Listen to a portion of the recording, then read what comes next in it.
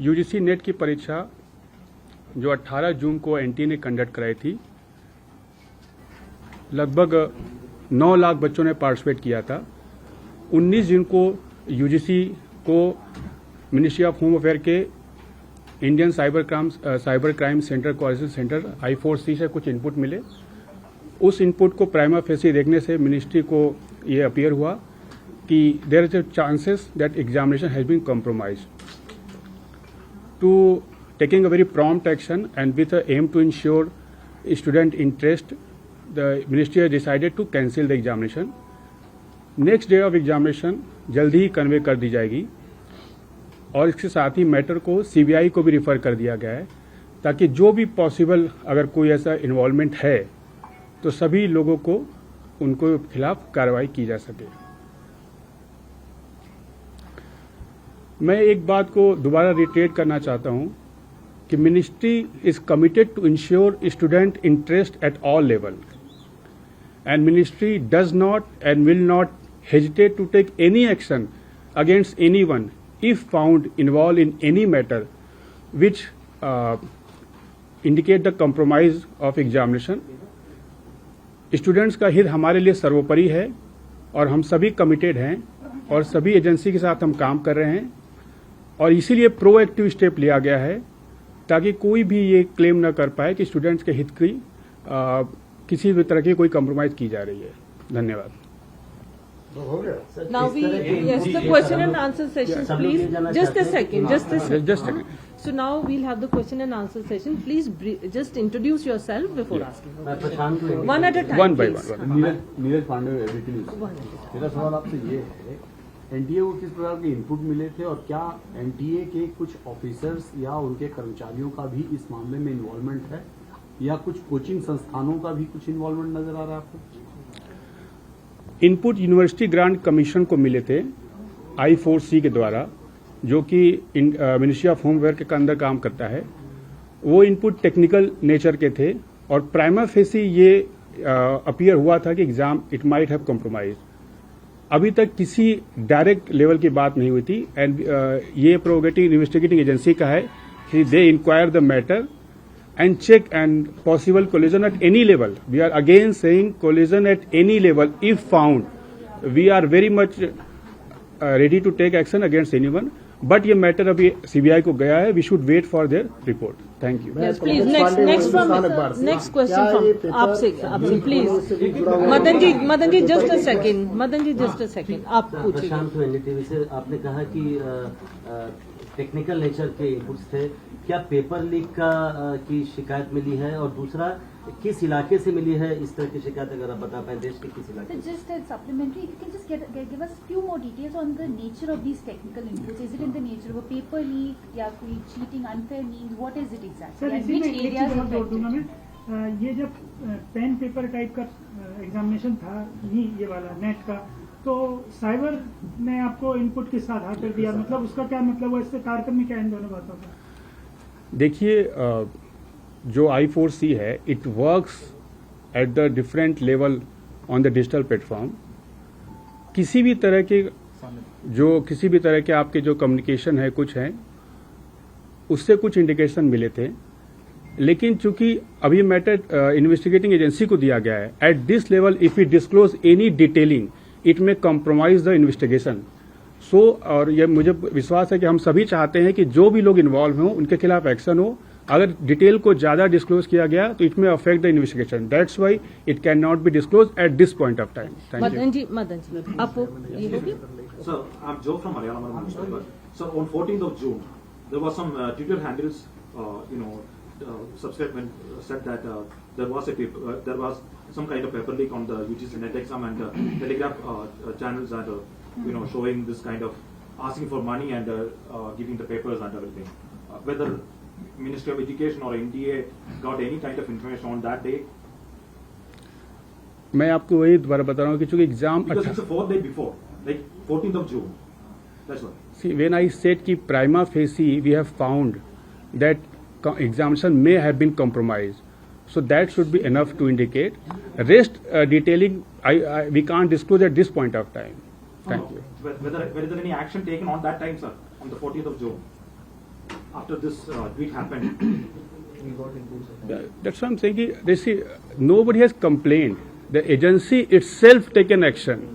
That I4C itself has taken action and caught those kind of that input, and they shared with us. That's why we have taken action. Ravi from Ravi, आप पूछेंगी. मैं Ravi news 18 India से.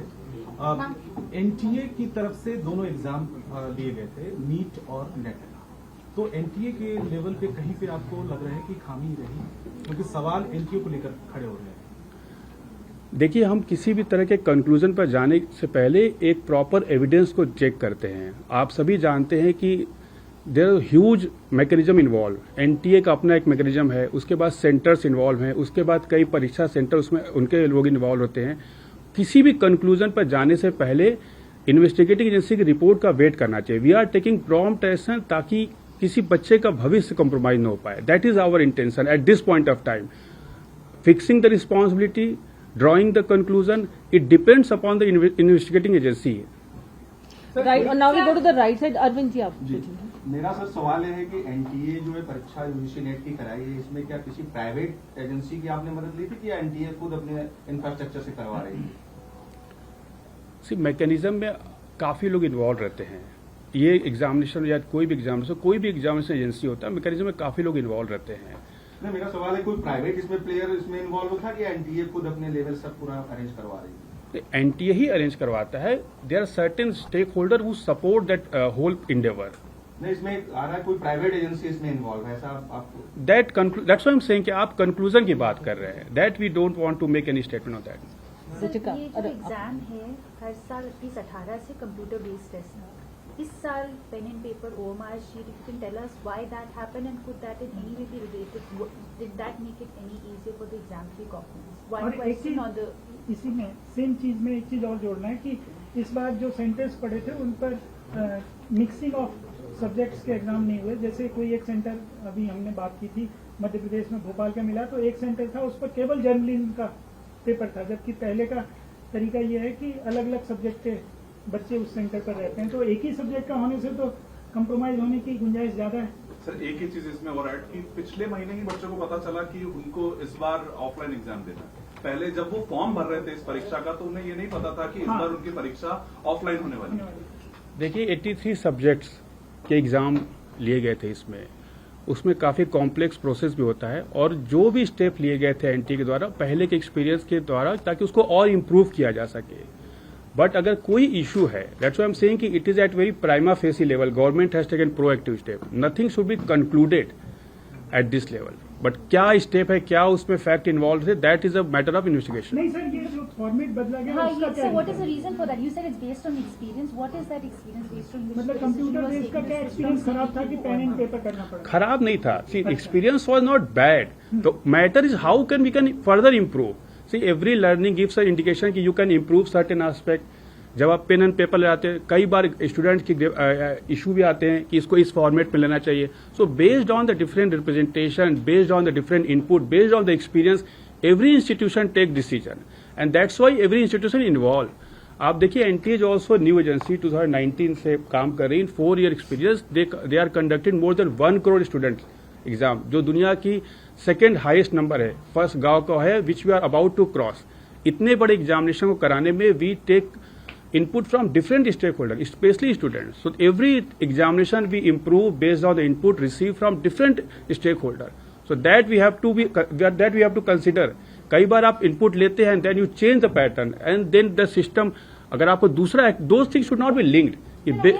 No, I'm not saying आप link करिए. मैं मतलब explain कर रहा हूँ कि जब हम कोई कहीं जा भी रहे हैं तो दैट्स वाई समटाइम हम किसी भी तरीके से अपना मैकेनिज्म को चेंज करते हैं. Every agency evolve over the period of time, and based on that experience they conduct the examination. But if any accident happen, that should not be completely attributed to that change. That's what I am saying.